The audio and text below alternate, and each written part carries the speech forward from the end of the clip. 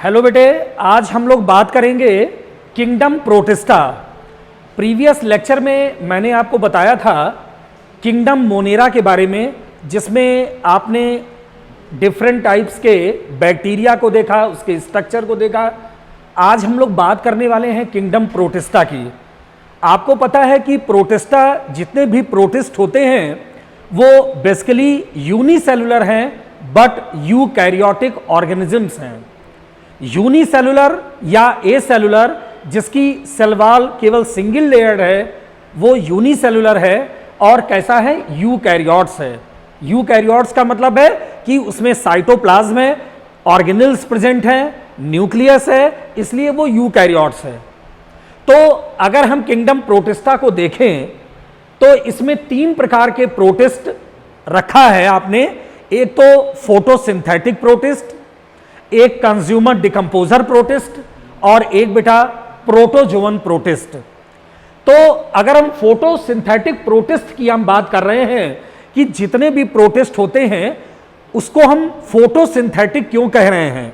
हम फोटोसिंथेटिक इसलिए कह रहे हैं क्योंकि उनमें पिगमेंट प्रेजेंट है और उस पिगमेंट के द्वारा वो अपने फूड को प्रिपेयर करता है, इसलिए वो फोटोसिंथेटिक प्रोटिस्ट है। और आपको पता है कि इस फोटोसिंथेटिक प्रोटिस्ट में जैसे डायनोफ्लैजिलेट्स हैं, क्राइसोफाइट्स हैं, यूग्लिनॉइड्स हैं, इस प्रकार के प्रोटिस्टा को आपने इंक्लूड्स किया है।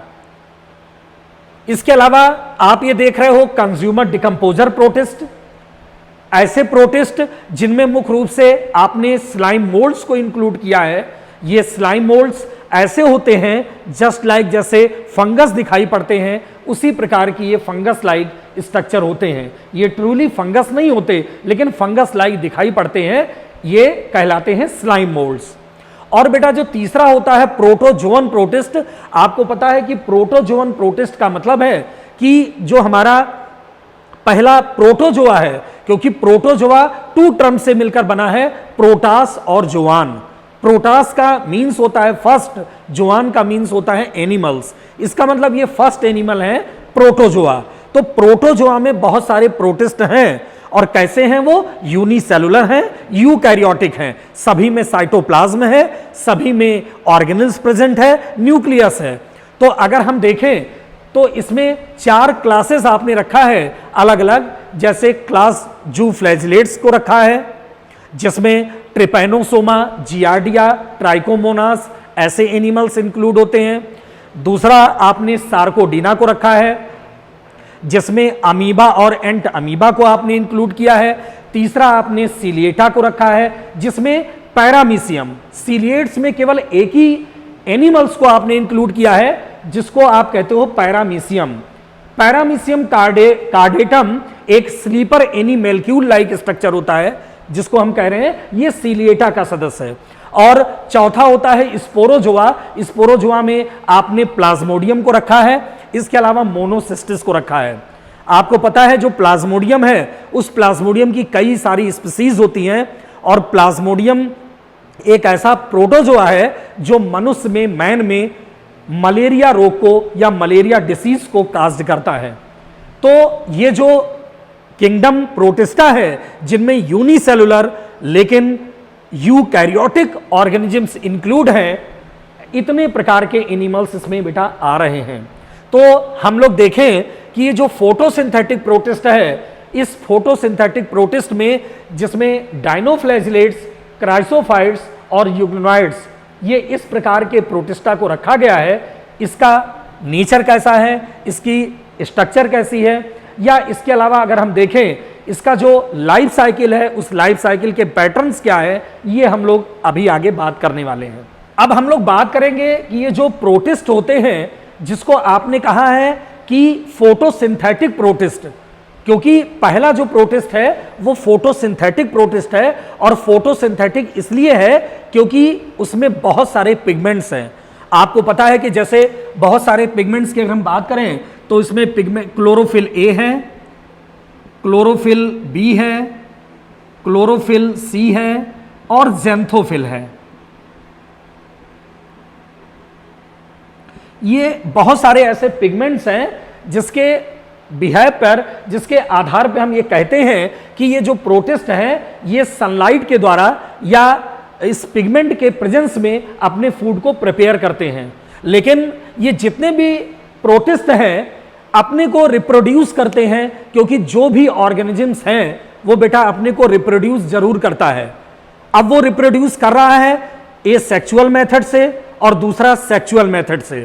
तो अगर हम ये देखें कि इस फोटोसिंथेटिक प्रोटिस्ट में जो रिप्रोडक्शन हो रहा है वो एसेक्सुअल मेथड से होता है, और एसेक्सुअल मेथड में सबसे कॉमन मेथड होती है बाइनरी फिशन। बाइनरी फिशन का मतलब होता है, बाइनरी मींस होता है दो, टू, और फिशन मींस होता है डिवीजन। इसका मतलब है कि कोई एक पेरेंटल बॉडी है, एक कोई सेल है, वो आगे चलकर दो डॉटर सेल या दो यंग वंस में क्रिएट होने वाली है, दो डॉटर सेल्स बनाने वाली है। तो इसको हम क्या कह रहे हैं, बाइनरी फिशन। जैसे अगर हम देखें तो मान लीजिए ये एक सेल है इस प्रकार की,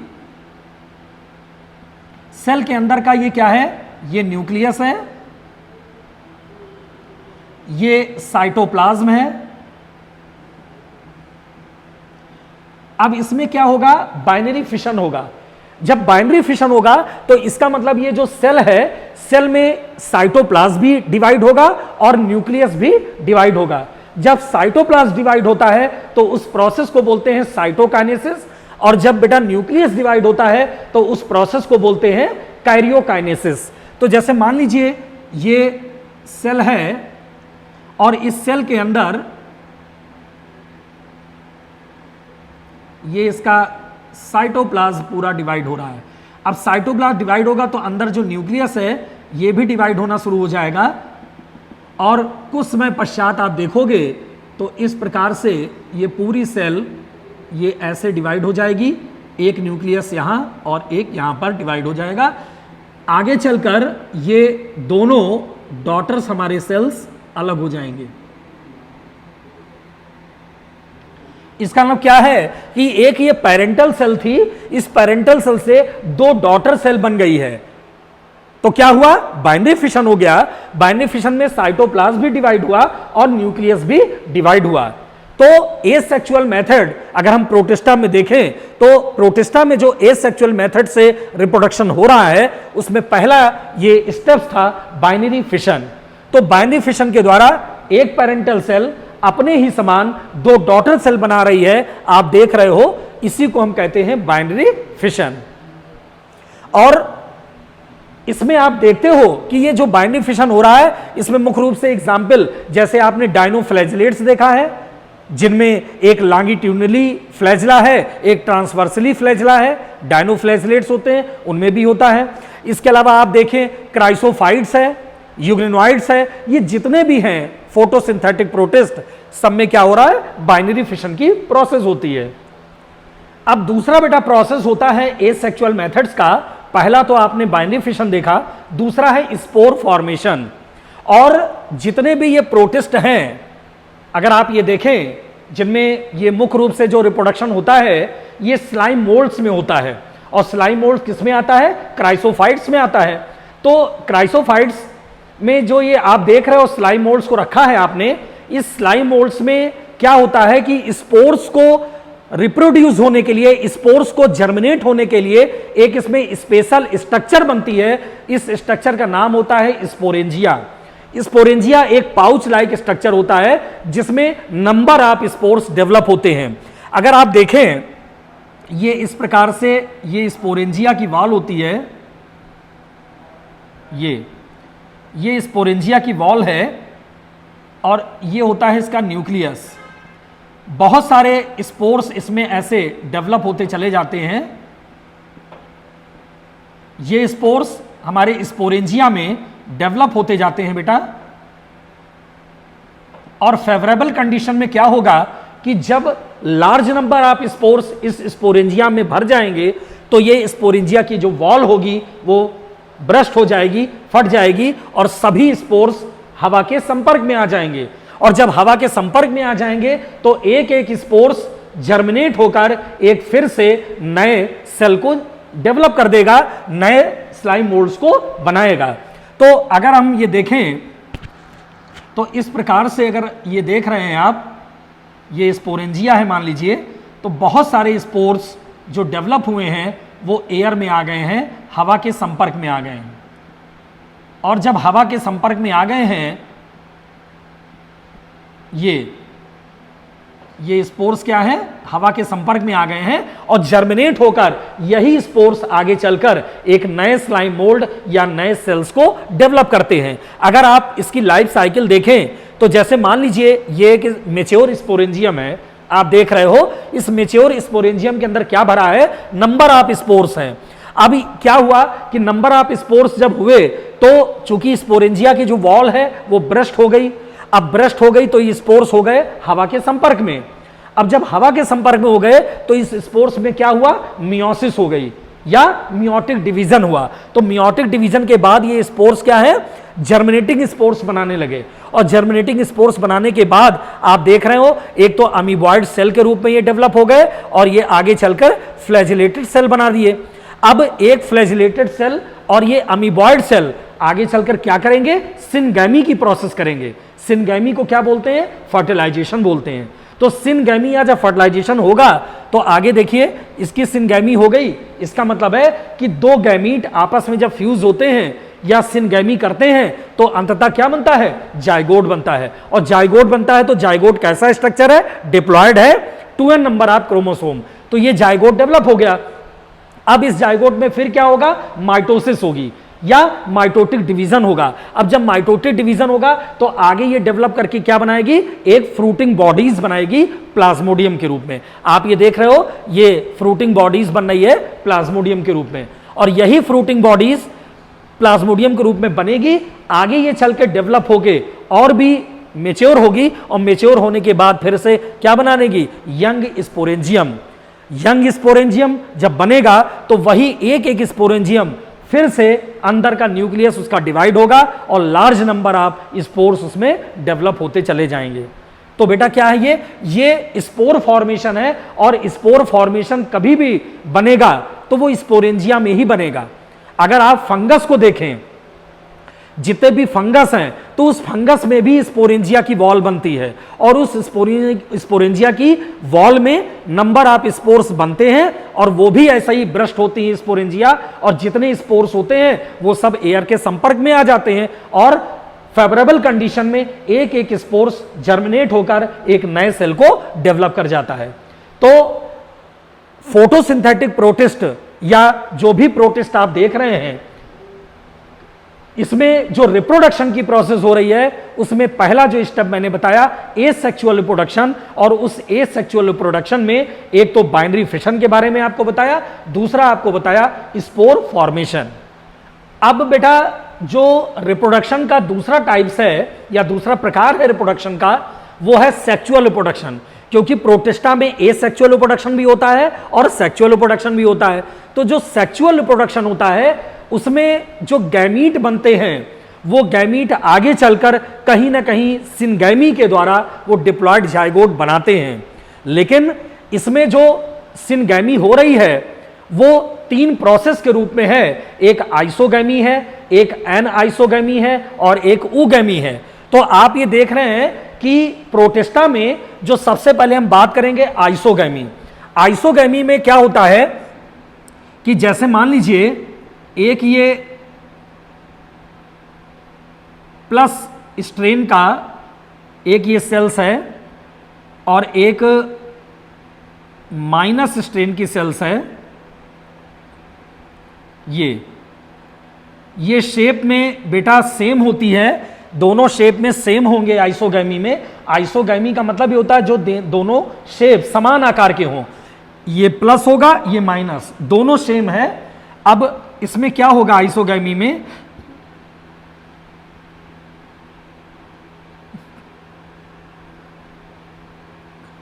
ये दोनों क्या होंगे, फ्यूज होंगे एक दूसरे से। ये प्लस स्ट्रेन, ये माइनस स्ट्रेन के सेल्स फ्यूज होंगे और फ्यूज होने के बाद जब आपस में फ्यूज हो गए तो इसमें क्या होगी, सिनगैमी होगी। इसको बोलते हैं सिनगैमी। और जब सिनगैमी हो गई तो क्या हुआ, फ्यूजन के बाद आगे चल के क्या बनेगा, जाइगोट बन जाएगा। आगे चल के क्या बनेगा, जाइगोट। इसका मतलब क्या है कि आइसोगैमी में क्या हो रहा है, प्रोटिस्टा में हम रिप्रोडक्शन की बात कर रहे हैं, सेक्सुअल रिप्रोडक्शन की बात कर रहे हैं, और उस सेक्सुअल रिप्रोडक्शन में जो आइसोगैमी है, इसका मतलब है कि दोनों सेल्स उसमें सेम है, साइज में सेम है, शेप में सेम है, दोनों सेल सेम है, और सेम है तो आपस में वो एक दूसरे के संपर्क में आएगी, एक प्लस और एक माइनस, दोनों सेल फ्यूज होगी, फ्यूज होने के बाद इसमें सिनगैमी की प्रोसेस होगी और आगे चल के क्या बन जाएगा, जाइगोट का फॉर्मेशन हो जाएगा। तो इसको हम बोलते हैं आइसोगैमी। दूसरी प्रोसेस होती है एनाइसोगैमी। एनाइसोगैमी में क्या होगा कि एक जो ये आप सेल देख रहे हो, ये तो एक सेल प्लस स्ट्रेन की ये बड़ी होगी और माइनस स्ट्रेन की ये सेल छोटी होगी,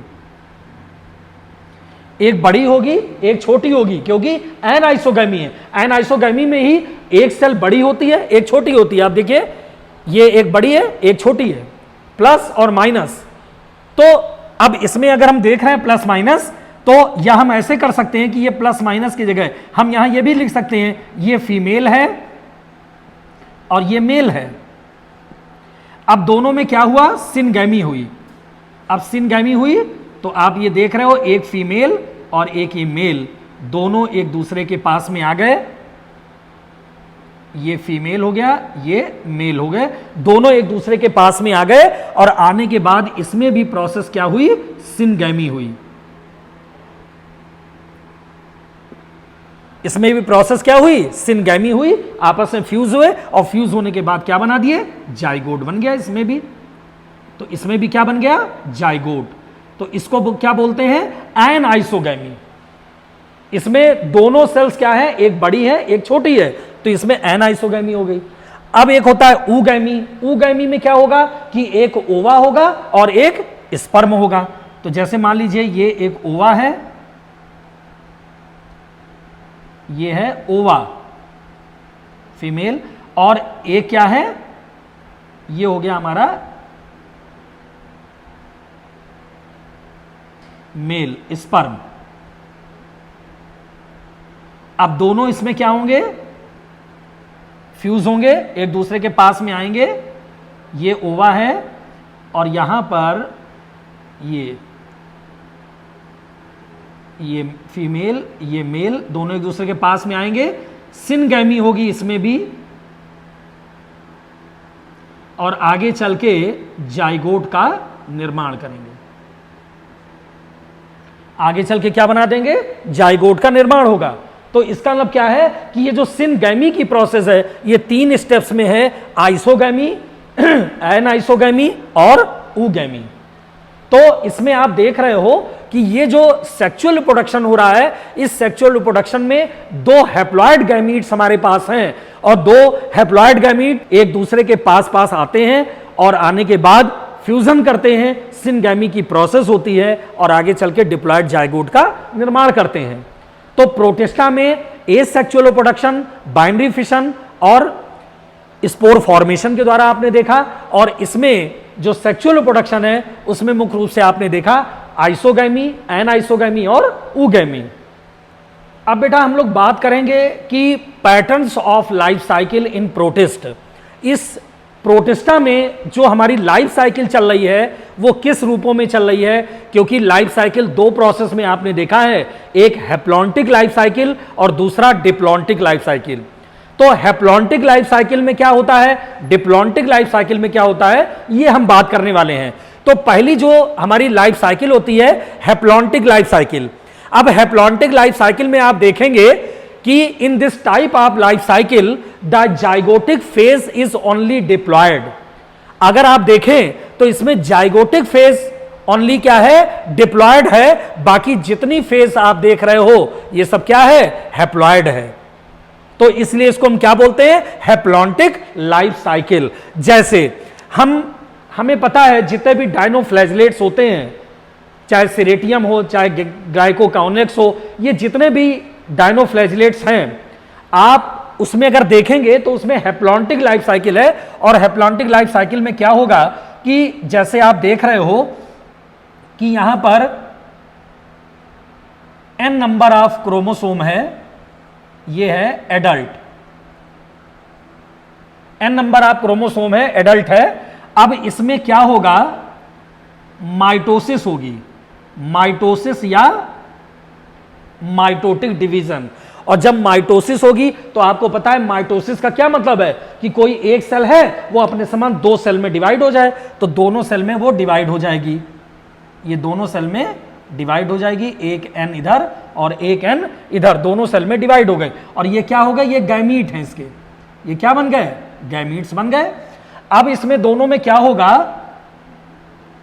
ये दोनों में क्या होगा, फर्टिलाइजेशन होगा, ये दोनों में क्या होगा, फर्टिलाइजेशन। अब फर्टिलाइजेशन होगा तो क्या बनेगा, जाइगोट बन जाएगा, एन एन मिल गए तो क्या बन गए, 2n। अब ये 2n बन गया, इसका मतलब क्या है, ये डिप्लॉयड स्टेज बन गई, जाइगोट बन गया, ये क्या बन गया, जाइगोट। अब इस जाइगोट में क्या होगा,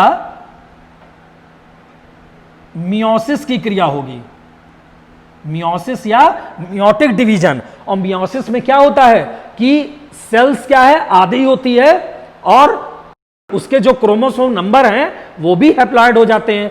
तो मान लीजिए सेल्स है, हैप्लॉइड नंबर ऑफ सेल्स क्या है, आधे होते चला गया और क्रोमोसोम भी उसका आधा हो गया, तो ये 2n है तो n बन गई और m बनी, तो इसमें मियोसिस चुकी हुई। तो अब ये जाइगोट था, लेकिन इस जाइगोट से क्या मियोसिस हुआ, तो सिंगल सेल बनी nn, तो n बनी, तो n क्या, ये गैमीट बन गया एडल्ट का, और क्रोमोसोम नंबर ये है। तो इसको क्या बोलते हैं, इसको बोलते हैं हैप्लॉन्टिक लाइफ साइकिल। तो इसमें आप देख रहे हो कि केवल जो जाइगोटिक फेज है वही डिप्लॉयड है, केवल जो जाइगोटिक फेज है वही डिप्लॉयड है, शेष जितनी भी अवस्था है वो सब कैसी है, हैप्लॉयड है। तो इसको बोलते हैं haplontic life cycle. Haplontic life cycle का मतलब होता है कि जिसमें जाइगोटिक फेज केवल डिप्लॉयड हो, बाकी शेष पूरी अवस्था हैप्लॉयड हो, जिसके क्रोमोसोम नंबर आधे हो, तो उसको बेटा बोलते हैं हैप्लॉन्टिक लाइफ साइकिल, जो कि डायनोफ्लैजिलेट्स में हो रही है। अब सेकंड हम लोग देखते हैं, एक लाइफ साइकिल होती है diplontic phase of life cycle. तो डिप्लॉन्टिक फेज का मतलब क्या है कि इसमें जो गैमेटिक फेज है वो केवल हैप्लॉयड है, बाकी जितनी भी फेज हैं वो डिप्लॉयड हैं। तो गैमेटिक फेज क्या है, केवल हैप्लॉयड है, बाकी जितनी फेज क्या है वो डिप्लॉयड है। आप देख रहे हैं, ये देखिए गैमेटिक फेज क्या है, ये डिप्लॉयड है, बाकी जितनी फेज क्या है आप देखिए, ये है ना, only gametic phase is haploid and remaining all phases are diploid. तो आप देख रहे हैं कि यहां से जितनी भी है, ये 2n है और ये 2n बनती चली जा रही है, यहां से जितनी फेज है सब डिप्लॉयड है, ये केवल क्या है, हैप्लॉयड है। तो जैसे हम देखें इसमें 2n नंबर ऑफ क्रोमोसोम है, ये डिप्लॉयड फेज है एडल्ट की, ये एडल्ट की डिप्लॉयड फेज है। इसमें क्या होगा, मियोसिस होगी बेटा या मियोटिक डिवीजन होगा। तो क्या बनेगा, n नंबर ऑफ क्रोमोसोम ये बना, n नंबर ऑफ क्रोमोसोम ये बना, 2n बने। और ये क्या है, ये इसके गैमीट है, ये क्या है, गैमीट है। अब इसमें क्या होगा, फर्टिलाइजेशन हुआ, इसमें क्या हुआ, फर्टिलाइजेशन। तो फर्टिलाइजेशन के क्या बाद क्या बनेगा, जाइगोट बन गया 2n।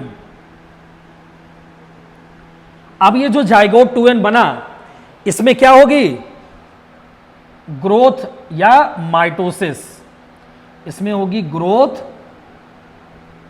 या माइटोसिस।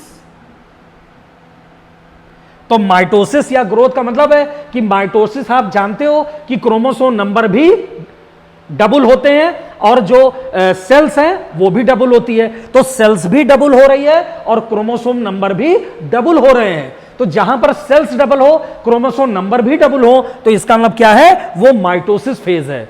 तो यहां पर आप देख रहे हैं कि ये एडल्ट फेज 2n है, लेकिन मियोसिस हुई है, मियोसिस के बाद ये आधी हो गई, nn हो गया, ये गैमीट में दो पार्ट में गैमीट अलग अलग हो गए हैं। और फर्टिलाइजेशन हुआ, तो फर्टिलाइजेशन में स्वाभाविक है, दो गैमीट एक दूसरे के पास पास आकर रिफ्यूज हो जाएंगे, जाइगोट बनेगा, और जाइगोट बनेगा तो माइटोसिस होगी उसमें। और माइटोसिस आपको पता ही है कि क्रोमोसोम नंबर भी डबल होते हैं और सेल्स भी डबल होती है। तो देखिए डबल सेल्स बन गई। तो इसको क्या बोलते हैं? इसको बोलते हैं diplontic life cycle. Diplontic life cycle का मतलब है कि जिसमें केवल गैमेटिक फेज हैप्लॉयड है, जिसमें केवल गैमेटिक फेज हैप्लॉयड है ये वाला, बाकी शेष जितनी भी फेज है वो डिप्लॉयड है। गैमेटिक फेज हैप्लॉयड है, बाकी जितनी भी फेज है वो डिप्लॉयड है, तो उसको बेटा बोलते हैं diplontic phase of life cycle. तो मैंने एक तो बताया हैप्लॉन्टिक लाइफ साइकिल, एक बताया डिप्लॉन्टिक लाइफ साइकिल। ये किंगडम जो हमारा प्रोटिस्टा है, उस प्रोटिस्टा में जो हमारी लाइफ साइकिल चलती है वो दो प्रोसेस से चलती है, हैप्लॉन्टिक और डिप्लॉन्टिक। तो बेटा अभी तक हम लोगों ने बात किया कि ये जो किंगडम प्रोटिस्टा है, इस प्रोटिस्टा में रिप्रोडक्शन कैसे हो रहा है, उसमें जो लाइफ साइकिल की पैटर्न्स है वो कैसे चल रही है। तो हमारे जो प्रोटिस्ट हैं वो फोटोसिंथेटिक प्रोटिस्ट हैं, कंज्यूमर डिकम्पोजर प्रोटिस्ट हैं और प्रोटोजोन प्रोटिस्ट हैं। तो फोटोसिंथेटिक प्रोटिस्ट में आप चाहे डायनोफ्लैजिलेट्स को देखो, चाहे क्राइसोफाइट्स को देखो, चाहे यूग्लिनॉइड्स को देखो, वो जितने भी हैं वो कैसे हैं, यूनिसेलुलर हैं या एसेलुलर हैं। और जो पिगमेंट है उसी पिगमेंट के द्वारा वो अपने फूड को बनाते हैं। इसके अलावा आप अगर क्राइसोफाइट्स को देखोगे जिसमें स्लाइम मोल्ड्स आते हैं, उसमें भी पिगमेंट पाया जाता है, लेकिन उसमें जो स्टोर फूड मटेरियल है वो अलग प्रकार का है। इसका जो फोटोसिंथेटिक प्रोटिस्ट में जो स्टोर फूड मटेरियल है वो अलग है। लेकिन जो प्रोटोजोन प्रोटिस्ट है जिसमें अलग अलग क्लासेस आती हैं, जैसे आपने देखा जू फ्लैजिलेट्स में हम देख रहे हैं, जू फ्लैजिलेट्स में आपने देखे जैसे ट्रिपैनोसोमा है, ट्राइकोमोनास है, जियार्डिया है, ये सब क्या है, ये सब जू फ्लैजिलेट्स हैं। अगर हम आपको प्रोटोजोन प्रोटिस्ट में ट्रिपैनोसोमा की बात बताएं तो आपको पता है कि ट्रिपैनोसोमा गैम्बियंसिस एक ऐसा प्रोटोजोआ है जो मैन में स्लीपिंग सिकनेस डिसीज काज्ड करता है ट्रिपैनोसोमा गैम्बियंसिस के द्वारा। ट्रिपैनोसोमा गैम्बियंसिस, तो ट्रिपैनोसोमा गैम्बियंसिस के द्वारा क्या हो रहा है, ये स्लीपिंग सिकनेस डिसीज काज हो रही है। स्लीपिंग सिकनेस, ये स्लीपिंग सिकनेस डिसीज काज हो रही है ट्रिपैनोसोमा गैम्बियंसिस के द्वारा। और इसके जो वेक्टर है, जो वाहक है, वो एक फ्लाई है जिसका नाम है सीसी फ्लाई। CC fly. और आपको पता है बेटा सीसी फ्लाई का जो जूलॉजिकल नेम है वो ग्लोसिना पैल्पेलिस है। इसका जो जूलॉजिकल नेम है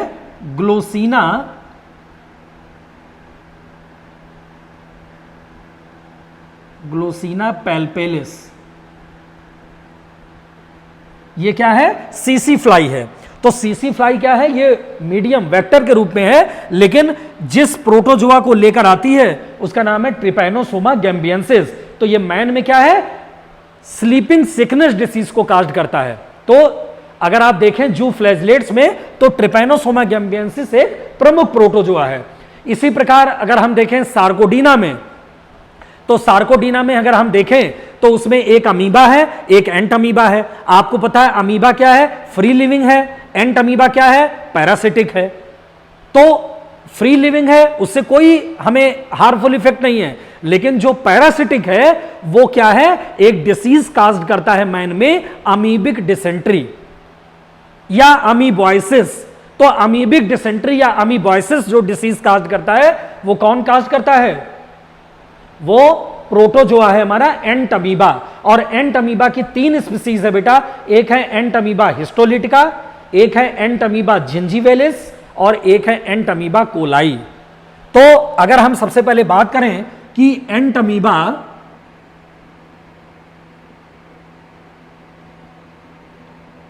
हिस्टोलिटिका, ये एंट अमीबा हिस्टोलिटिका से हमें क्या हो रहा है, अमीबॉयसिस या अमीबिक डिसेंट्री होती है। दूसरी जो स्पीसीज है एंट अमीबा जिंजीवेलिस, ये एंट अमीबा जिंजीवेलिस क्या है, ये माउथ में पायरिया रोग क्रिएट करती है, मैन के माउथ में पायरिया रोग क्रिएट करती है एंट अमीबा जिंजीवेलिस।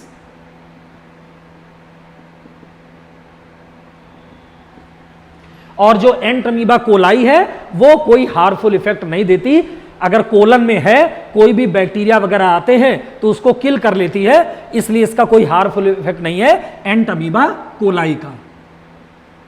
तो अगर आप क्लास सार्कोडीना में देखेंगे तो अमीबा तो फ्री लिविंग है, लेकिन एंट अमीबा क्या है, वो पैरासिटिक है। इसी प्रकार एक आता है क्लास सीलिएटा। क्लास सीलिएटा में क्या है, पैरामीशियम आता है। आपको पता है कि पैरामीशियम जिसे स्लीपर एनिमैल्क्यूल कहते हैं, वो भी ये क्या है, वाटर में आपको पाया जा रहा है, आप जानते हो। इसके अलावा एक होता है क्लास स्पोरोजोआ। स्पोरोजोआ में आपको पता है एक तो प्लाज्मोडियम होता है, एक मोनोसिस्टिस होती है, और प्लाज्मोडियम के द्वारा मैन में एक डिसीज काज्ड होती है। आपको पता है मलेरिया रोग, मलेरिया डिसीज एक मेन है, और इसका जो वाहक है वो तो फीमेल एनाफिलीज है, वो मॉस्किटो है फीमेल एनाफिलीज, वो मीडियम है, उसका वेक्टर है, लेकिन जिस प्रोटोजोआ को लेकर आती है वो प्लाज्मोडियम वाइवेक्स होता है। ये जो प्लाज्मोडियम है, प्लाज्मोडियम वाइवेक्स, तो प्लाज्मोडियम वाइवेक्स के द्वारा क्या है, मलेरिया डिसीज कास्ट हो रही है। तो ये जो मैंने बताया कि है, इसके 4 क्लासेस हैं अलग अलग। जो फ्लैजिलेट्स है, सार्कोडीना अलग है, स्पोरोजोआ अलग है, सीलिएटा अलग है, ये अलग अलग है। तो जितने भी प्रोटिस्टा हैं, उस प्रोटिस्टा में इसकी लाइफ साइकिल पैटर्न वो भी हैप्लॉन्टिक और डिप्लॉन्टिक है, और जो रिप्रोडक्शन चल रहा है वो भी बेटा एसेक्सुअल और सेक्सुअल मोड ऑफ रिप्रोडक्शन है। एसेक्सुअल में हमने बताया बाइनरी फिशन और स्पोर फॉर्मेशन, और जो सेक्सुअल रिप्रोडक्शन है उसमें मुख्य रूप से आइसोगैमी, एनाइसोगैमी और ऊगैमी की प्रोसेस पाई जा रही है।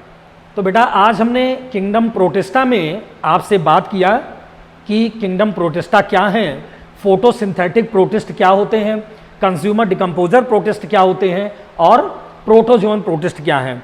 ये तो मैंने आज बात की रिप्रोडक्शन और इसके लाइफ साइकिल की। कल हम इसके स्ट्रक्चर की बात करेंगे, पिगमेंट्स की बात करेंगे, और जो इसका स्ट्रक्चर है या इसके और भी जो मोड्स हैं, हम अलग अलग टाइप्स की इसकी बात करेंगे विथ एग्जाम्पल। ये बेटा मैंने आज आपको लेक्चर बताया है। आपको लेक्चर अच्छा लगा हो तो हमारे रिलायंट लर्निंग सोल्यूशन, जो हमारा यूट्यूब का चैनल है, रिलायंट लर्निंग सोल्यूशन में बेटा जाकर चैनल को सब्सक्राइब करिए, और हमारे इस लेक्चर को लाइक करिए, शेयर करिए, और कोई डाउट हो तो उसको डाउट भी अपने डाउट हटाने के लिए कमेंट्स भी भेजिए, जिससे हम अच्छे से अच्छे बेटा आपको वो वीडियो उपलब्ध करा सकें। आज हमने ये लेक्चर की बात की है, कल हम आपको किंगडम प्रोटिस्टा का सेकंड लेक्चर हम बताएंगे, जिसमें प्रोटोजोन प्रोटिस्ट और कंज्यूमर डिकम्पोजर प्रोटिस्ट वगैरह क्या हैं इसके बारे में बताएंगे, और फोटोसिंथेटिक प्रोटिस्ट के और स्ट्रक्चर और पिगमेंट्स की भी बेटा बात करेंगे। तो हमारे यूट्यूब चैनल में जाकर रिलायंट लर्निंग सोल्यूशन को बेटा सब्सक्राइब करिए और लाइक करिए, शेयर करिए, और जिससे कि हम ज़्यादा से ज़्यादा बेटा आपको वीडियो उपलब्ध करा सकें। ओके बेटा, थैंक्स।